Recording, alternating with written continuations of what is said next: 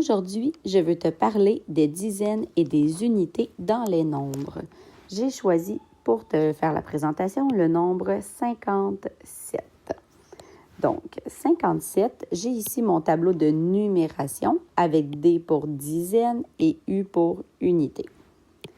Je vais venir écrire 57 en commençant par le 7. Donc, j'y vais à l'envers de quand on lit. Donc, je vais commencer par le 7. Je vais venir remplir vis-à-vis les U et je vais écrire 5 à gauche, 57. Alors, de cette manière-là, je suis capable de savoir que j'ai 5 dizaines et à la position des unités, j'en ai 7.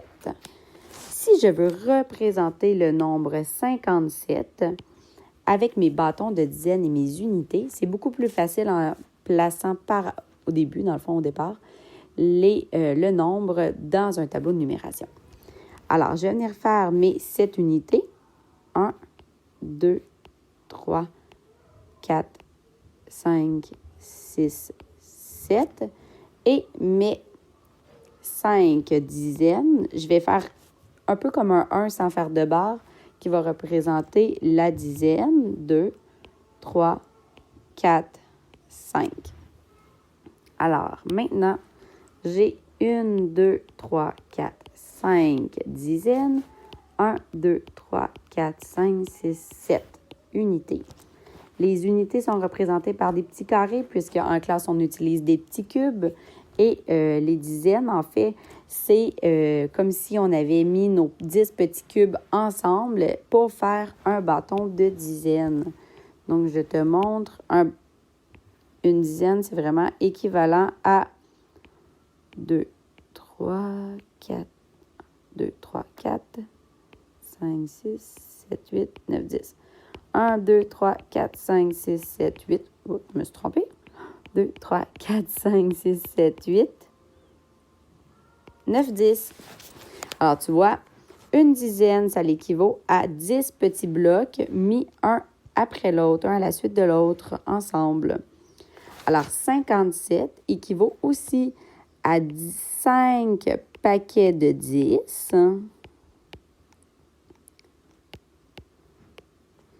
Donc, un paquet, 2 paquets, 3 paquets, 4, 5. Et mon dernier, c'est pas un paquet de 10, étant donné qu'il y en a juste 7. 2, 3, 4, 5, 6, 7. Alors, si je dénombre, j'ai 10, 20, 30, 40, 50, 51, 52, 53, 54, 55, 56 et 57. Alors, c'est de cette manière-là que tu peux représenter à l'aide des dizaines et des unités un nombre, donc comme le nombre de 57 qu'on a vu aujourd'hui. En classe, je vais souvent te demander d'utiliser les bâtons de dizaines et les cubes pour représenter. C'est important de faire attention quand tu représentes tes dizaines à l'aide de tes bâtons, de ne pas faire des lignes toutes croches, des lignes droites. Ça va être clair, pas une par-dessus l'autre, sinon ça devient pas assez clair et on n'est pas très certain si c'est une ou plusieurs dizaines. Maintenant, je te suggère donc de te pratiquer à représenter à l'aide de dizaines et d'unités les nombres suivants.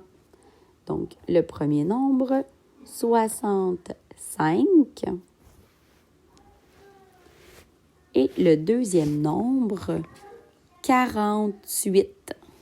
Alors, 65 et 48 pour te pratiquer. Tu peux faire un dessin, donc représenter avec des lignes pour faire tes dizaines et tes petits carrés pour faire tes unités. Tu peux également m'envoyer une photo si tu le désires sur CISA afin que je puisse voir ton beau travail. Ceci est toujours une option, ce n'est pas obligatoire. Bonne fin de journée!